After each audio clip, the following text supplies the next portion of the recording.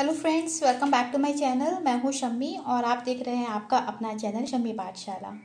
So friends, सबसे पहले तो ईद मुबारक आप सभी भाइयों को, बहनों को ईद मुबारक। तो चलिए स्टार्ट करते हैं अपना वीडियो। सो फ्रेंड्स, अगर आपको पता होगा तो मैंने लास्ट वीडियो में आपको बताया था कि नेक्स्ट वीडियो में जो मेरी आने वाली वीडियो होगी उसमें मैं बात करूँगी triangle law of vector addition. तो triangle law of vector addition क्यों किया जाता है? तो जब भी हमें किसी दो वेक्टर का एडिशन करना होता है तो उसके लिए हम ट्रायंगल लॉ यूज़ करते हैं। याद रखना कि दो वेक्टर्स को ऐड करने के लिए हमें ट्रायंगल लॉ यूज़ करते हैं। तो क्या कहता है हमारा ट्रायंगल लॉ? तो ट्रायंगल लॉ स्टार्ट करने से पहले कुछ पॉइंट्स जो है वो आप देख लीजिए। सबसे पहले पॉइंट्स ये कि सपोज कि ये एक वेक्टर है, ठीक है, जिसका ये होता है टेल और ऊपर वाला पॉइंट होता है हेड, जैसा कि मैंने आपको पहले भी बता रखा है। ओके, इस वेक्टर की खासियत ये है कि इसको मैं पैरेलली शिफ्ट कर सकती हूँ। पैरेलली शिफ्ट करके मैं इसको इस पोजीशन पे ला सकती हूँ। कंडीशन ये होगी कि ना मैं इसके डायरेक्शन को छेड़ूंगी और ना मैं इसके मैग्नीट्यूड को छेड़ने वाली हूँ। जहाँ उसका टेल है वहीं उसका टेल रहेगा, जहाँ उसका हेड है वहीं उसका हेड रहेगा, मगर मैं उसको पैरेलल शिफ्ट कर सकती हूँ इस पोजीशन से इस पोजीशन पैरेलली। दूसरा एग्जांपल देखेंगे। सपोज कि ये एक वेक्टर है जिसका ये वाला पॉइंट टेल है और ये वाला पॉइंट इसका हेड है। दिख रहा है? मैं क्या कर सकती हूँ, इसको पैरेलली शिफ्ट करूंगी। ये पैरेलली शिफ्ट होकर कुछ इस पोजीशन पे आ जाएगा। इसका हेड जैसा है वहीं रहेगा और उसका टेल भी जहाँ है वो वहीं रहेगा। हम उसको नहीं छेड़खानी कर सकते। तो ये एक रूल है कि हम वेक्टर्स को पैरेलली शिफ्ट कर सकते हैं। दूसरा ये कि जब भी हम एक दोनों वेक्टर्स को एक दूसरे से ज्वाइन करेंगे तो एक के हेड के साथ, अगर पहले वेक्टर का हेड होगा तो दूसरे वेक्टर को हम उसके जब पास लाएंगे पैरेलली तो उसके हेड के साथ दूसरे वाले का टेल ज्वाइन होना चाहिए। ठीक है, सपोज कि यहाँ पे एक वेक्टर है, मैंने एक वेक्टर बना लिया। ओके, दूसरा वेक्टर है, ये एंगल ले रहा है एक्स एक्सिस से, थीटा बना रहा है। ठीक है, दूसरा वेक्टर है जो मैंने यहाँ पे ले लिया है, जिसकी डायरेक्शन कुछ इस तरह से, जिसका हेड यहाँ पे है और जिसका टेल जो है यहाँ पे है। अब इन दोनों वेक्टर्स को मुझे एक दूसरे से ज्वाइन करना है। कंडीशन क्या है कि इस वेक्टर का, पहले वेक्टर का हेड और दूसरे वेक्टर का टेल जो है आपस में ज्वाइन होना चाहिए। तो अगर मैं इसको पैरेलली शिफ्ट करवाऊंगी, अगर मैं इसको यहाँ से यहाँ लेके आती हूँ तो क्या होगा, इसका भी टेल और इसका भी टेल हो जाएगा। दोनों का टेल तो हमें ज्वाइन करना नहीं है, हमको इसके टेल को इसके हेड के साथ ज्वाइन करना है। तो मतलब इस वाले वेक्टर को मैं शिफ्ट करके यहाँ लेके आऊंगी तो ये मेरी कंडीशन जो है वो फुलफिल होगी कि इसका टेल और इसका हेड जो है ज्वाइन होगा। तो देखिए कुछ जो डायग्राम होगा वो इस तरह से होगा। ये मेरा पहला वेक्टर जिसका हेड मैंने ऐसे ही बना रखा है, ये रहा पहला वेक्टर जिसका टेल यहाँ पे है, हेड यहाँ पे। इस वाले वेक्टर को यहाँ लेके आऊंगी तो ये रहा। ठीक है, ना इसका हेड की डायरेक्शन चेंज हुई ना इसके टेल की, बस मैंने इसको इसके पैरेलल में जो है शिफ्ट कर दिया है। तो ये मेरा पहले वेक्टर का टेल हो गया, ये इसका हेड हो गया, ये दूसरे वेक्टर का टेल हो गया और उसके दूसरे वेक्टर का ये हेड हो गया। तो वेक्टर ए, ये ए वेक्टर है और ये बी वेक्टर है। ठीक है, तो ये कुछ रूल्स हैं जो आपको याद रखने हैं। दूसरा रूल्स आपको एक ये याद रखना है कि जब भी हम दो टेल्स आपस में ज्वाइन होते हुए दिख रहे होंगे तो समझ लेना कि वो एक एंगल बनाएंगे बीटा। मैं आगे जब आपको ट्रायंगल लॉ करूंगी तो उसमें ये पॉइंट में लेके आऊंगी जहाँ पे दो टेल्स आपस में ज्वाइन हो रहे होंगे, वो कुछ एंगल बनाएगा जिसको हम बीटा कहेंगे। ठीक है, तो चलिए स्टार्ट करते हैं अपना ये ट्रायंगल लॉ। कंसिडर कर लेती हूँ, मैंने मान लिया कि यहाँ पे मेरा एक वेक्टर है। ठीक है, दूसरा वेक्टर मैंने ले लिया, जैसे कि यही वाला वेक्टर, इसी वाले ऊपर वाले एग्जांपल का कंसीडर करते हैं। एक वेक्टर ये था, एक वेक्टर ये था, जिसका रिजल्टेंट जो आया था ज्वाइन करके वो ये आया था। तो मैं इसी को एक्सपेंड कर रही हूँ। दूसरा वेक्टर सपोज कर लीजिए कि ये है, जिसका हेड जो है वो ऊपर की तरफ गया, टेल इसका ये रहा। हेड और टेल ज्वाइन हो रहा है इसलिए दोनों वेक्टर को हम ज्वाइन कर सकते हैं। हम सपोज कर रहे हैं कि ये वाला जो वेक्टर है एक्स एक्सिस से एक एंगल बना रहा है थीटा, और मैंने क्या किया, इसको परपेंडिकुलरली जो है यहाँ पे ज्वाइन कर दिया। ठीक है, ये एंगल बना रहा है 90 डिग्री विद एक्स एक्सिस।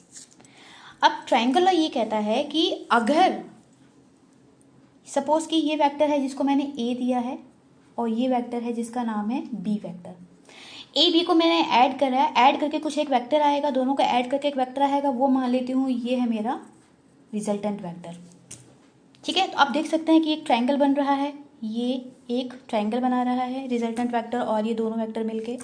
तो ट्रायंगल मेरा यही कहता है कि जब भी कोई दो वेक्टर आपस में ज्वाइन होके रिजल्टेंट वेक्टर देते हैं तो कंडीशन ये है कि ये दो वेक्टर्स जो हैं वो रिप्रेजेंट करेंगे ट्रायंगल की दो साइड को। कंडीशन ये है कि दोनों की डायरेक्शन जो है वो सेम होनी चाहिए।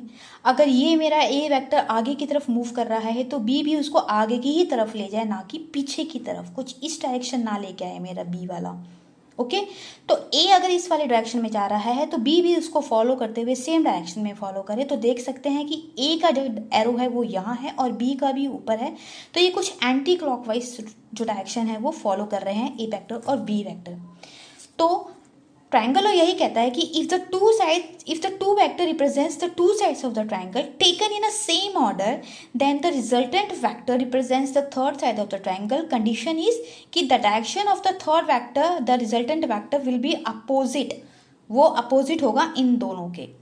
तो ये रिजल्टेंट वेक्टर है, इन दोनों की डायरेक्शन अगर एंटी क्लॉकवाइज आई है तो रिजल्टेंट वेक्टर की डायरेक्शन क्या होगी, वो एंटी क्लॉकवाइज होगी। तो एंटी क्लॉकवाइज होने का मतलब ये है कि ये वाला जो पॉइंट है इसका ये टेल हो और ऊपर वाला जो पॉइंट हो वो उसका हेड हो। तो इसको मैं कह देती हूँ रिजल्टेंट वेक्टर आर। ठीक है, कंडीशन समझ में आ गई ट्रायंगल लॉ की कि दो वेक्टर्स हैं तो दोनों वेक्टर्स रिप्रेजेंट करेंगे ट्रायंगल्स की दोनों साइड को taken in a same order, और जो रिजल्टेंट आएगा वो रिप्रेजेंट करेगा ट्रायंगल की थर्ड साइड को टेकन इन अपोजिट ऑर्डर, वो इन दोनों के ऑर्डर के अपोजिट होगा। तो चलिए नेमिंग कर देते हैं। आप सपोज कर लेते हैं कि ये है मेरा पॉइंट P, ये है मेरा पॉइंट Q, ये है मेरा पॉइंट T और ये है मेरा पॉइंट S। तो हम सबसे पहले कंसीडर करेंगे छोटा वाला ट्राइंगल जो कि दिख रहा है मेरे को आपको एस टी क्यू। टी पे ये 90 डिग्री बना रहा है एक्स एक्सिस से, तो हम सबसे पहले कंसीडर करेंगे right hand triangle S T Q. तो consider triangle S T Q. S T Q में हम सबसे पहले निकालेंगे कॉस थीटा। तो कॉस थीटा का फॉर्मूला क्या होता है, कॉस थीटा क्या होता है मेरा बेस बाय हाइपोटेन्यूज। देखिए उसमें बेस क्या है मेरा क्यू टी, तो मैंने लिख दिया क्यू टी। हाइपोटेन्यूज क्या है मेरा एस क्यू और क्यू एस, डायरेक्शन को फॉलो करते हुए क्यू एस लेंगे तो लिख दिया क्यू एस। ठीक है, तो यहां से मैं क्या निकाल सकती हूँ, क्यू टी की वैल्यू क्या आएगी मेरी, क्यू टी की value Q S sine Q S cos of theta. Q S की वैल्यू आप देखेंगे तो क्या है, क्यू एस की वैल्यू मेरा बी वेक्टर है तो मैं यहाँ पे वैल्यू पुट कर दूंगी बी कॉस ऑफ थीटा, तो मेरी क्यू टी की वैल्यू आ जाएगी। इसको मैं क्वेश्चन दे दूंगी फर्स्ट। सेम ट्राइंगल में मैं निकालूंगी sine theta.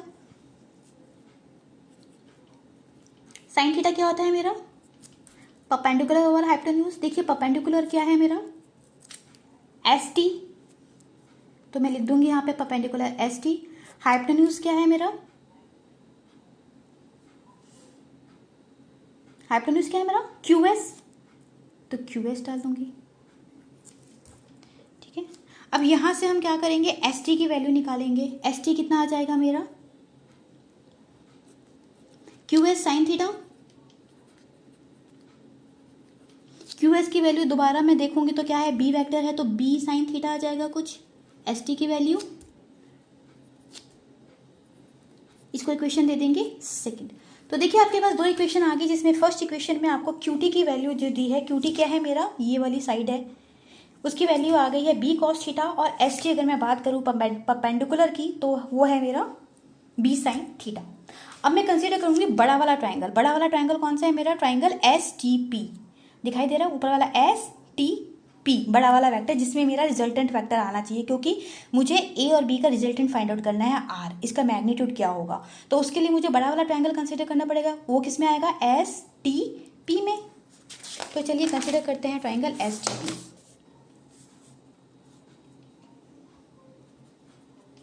Consider triangle S T P. अच्छा, एसटीपी में आप पाइथागोरस थ्योरम तो सब जानते होंगे। बाय पाइथागोरस थ्योरम क्या कहता है हमारा पाइथागोरस थ्योरम? हाइपोटेन्यूज का square is equals to perpendicular का स्क्वायर प्लस बेस का स्क्वायर, यही कहता है। ओके, तो अब बड़े वाले ट्राइंगल में जाके देखेंगे एस टी पी में परपेंडिकुलर क्या है मेरा? एस टी का स्क्वायर। ध्यान से देखिए, परपेंडिकुलर क्या है मेरा? हाइपोटेन्यूज क्या है मेरा? ये बड़ा वाला लाइन पी और एस, एरो को फॉलो करेंगे, टेल से हेड की तरफ जाएंगे तो पी एस का स्क्वायर। तो यहाँ पे लिखिए हाइपोटेन्यूज की वैल्यू पी एस का स्क्वायर। अब परपेंडिकुलर देखिए कितना आया है पहले वाले में? एस टी, तो डालिए एस टी का स्क्वायर। बेस देखिए क्या है मेरा?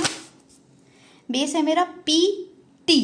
तो पी टी को मैं डिवाइड करके, पी टी को मैं स्प्लिट कर दूंगी, तोड़ दूंगी, तो पी टी की वैल्यू जो पूरी हो वो किस में डिवाइड हो जाएगी? P Q plus Q T.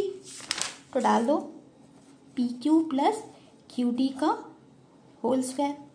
अब आपको कुछ नहीं करना है, आपको सिर्फ वैल्यूज डालनी है। पी एस की वैल्यू अगर आप देखेंगे तो पी एस मेरा क्या है? रिजल्टेंट वेक्टर आर है, तो यहाँ पे मैं आर का स्क्वायर डाल दूंगी इक्वल्स टू।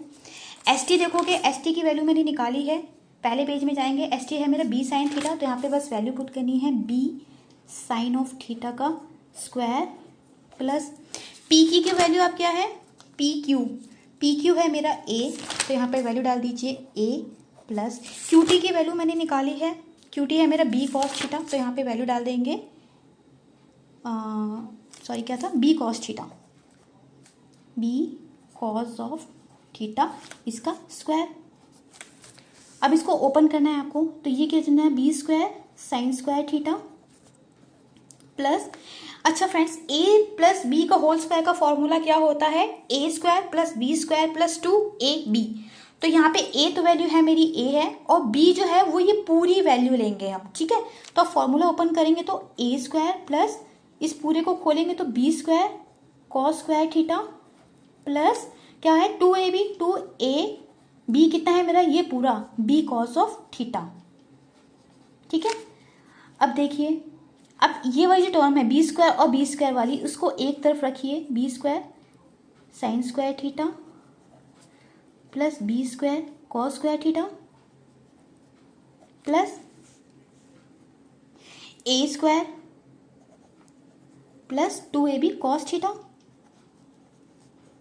ठीक है। मैंने कुछ नहीं किया, बी स्क्वायर वाली टर्म को दोनों को एक साइड ले आई हूँ, A square plus 2ab cos theta को एक जगह लिख दिया।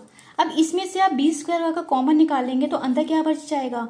Sign square theta plus cos square theta plus बाहर क्या है आपका? A square plus 2ab cos of theta.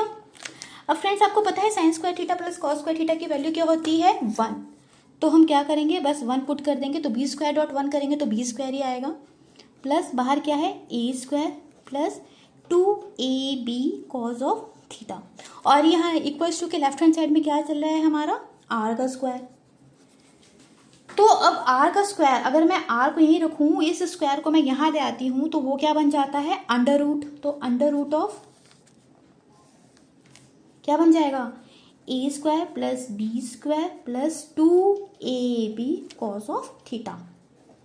तो ये जो है मेरा आर वेक्टर आ गया है, रिजल्टेंट वेक्टर।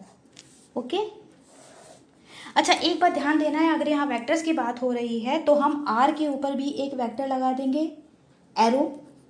तो ये आर एरो आ जाएगा इक्वल्स टू अंडर रूट, तो आपका जो है वो सेम रहेगा, ए वेक्टर का स्क्वायर प्लस मैग्नीट्यूड बना देंगे, क्योंकि हम मैग्नीट्यूड निकालेंगे जब भी हम फॉर्मूला कभी कोई न्यूमेरिकल सॉल्व करेंगे। तो ये जो है मॉड्यूलस वो हमारा रिप्रेजेंट करेगा मैग्नीट्यूड को, और एरो रिप्रेजेंट करेगा कि उसकी डायरेक्शन भी है। तो वैसे ही अंडर रूट के अंदर भी जो वैल्यूज हैं उसका मैग्नीट्यूड लगा देंगे मॉड्यूलस, और उसका स्क्वायर लगा देंगे, तो एरो लगा देंगे, तो ये बन जाएगा बी का square plus 2 magnitude of A का मैग्नीट्यूड ऑफ बी का विथ एरो और कॉस ऑफ थीटा, इन सब का अंडर। तो फ्रेंड्स ये आ गया मेरा रिजल्टेंट आर की value. R equals to under root of A square plus B square plus 2ab cos of theta. तो रिजल्टेंट वेक्टर आपको दोनों वेक्टर का पता चल गया। अगर दो वेक्टर्स दे रखे हैं तो उसका रिजल्टेंट जो है वो कुछ इस फॉर्मूले से निकलेगा। अब मैंने आपको बताया था, पीछे डायग्राम में जाएंगे, कि जब दो टेल आपस में मिल रहे हैं तो वो एक एंगल बनाते हैं। तो ये एक वेक्टर है जिस PS एक वेक्टर है रिजल्टेंट वेक्टर, और एक वेक्टर है PQ जिसको मैंने रिप्रेजेंट किया है A से। इन दोनों का टेल मिल रहा है, तो जहाँ दोनों का टेल मिलेगा वो कुछ एक एंगल बनाएगा, उसको हम मान लेते हैं बीटा। तो अब मुझे बीटा की वैल्यू निकालनी है। तो बीटा कैसे निकलेगा? अगर मैं इस कंप्लीट फॉर्मूले में, इस पूरे ट्राइंगल में, ट्राइंगल था STP, इसमें मैं tan बीटा की फॉर्मूला निकालूँ तो tan बीटा क्या होता है मेरा? Perpendicular over base. तो चलिए अप्लाई करते हैं। ट्राइंगल STP कंसिडर करेंगे, लिख देना consider triangle STP। Okay, tan beta की जो वैल्यू है वो क्या आती है हमारी? Perpendicular by base. परपेंडिकुलर कितना है मेरा? ST, बेस कितना है मेरा? PQ plus QT। देख सकते हैं आप, मैं अगर ट्रायंगल को लेके जाऊँ, परपेंडिकुलर कितना है मेरा? इस बड़े वाले ट्रायंगल में परपेंडिकुलर कितना है मेरा? ST, मैंने लिखा है ST, और बेस कितना है? PT है। PT को मैं डिवाइड करके क्या लिख दूंगी? स्प्लिट करके PQ प्लस QT। तो मैंने वही लिखा है, बेस को मैंने डिवाइड करके PQ प्लस QT लिख दिया है। ठीक है, अब वैल्यूज पुट कर देंगे। tan beta equals to, perpendicular कितना था मेरा? ST की वैल्यू अगर आप पीछे देखेंगे तो वो है B साइन ऑफ थीटा, मैंने निकाली हुई थी, इक्वेशन देख लेना आप। और PQ क्या है मेरा? वेक्टर A है, प्लस QT कितना है? मैंने QT की वैल्यू निकाली थी, वो थी मेरी B कॉस ऑफ थीटा। तो ये आ जाएगा मेरा दो टेल के बीच में जो एंगल है बीटा, वो इस रिलेशन से आ जाएगा। tan beta equals to B sine theta divide by A plus B cos theta. So friends, ये है आपका ट्राइंगल लॉ ऑफ एडिशन। अगर आपके पास कोई भी दो वेक्टर्स दे रखे हैं, उसका एडिशन करना है तो आप इस तरीके से करेंगे। सो आई होप कि आपको मेरा ये जो वीडियो है वो पसंद आया हो। तो मिलते हैं अपने नेक्स्ट वीडियो के साथ। टिल देन अपना ध्यान रखिए।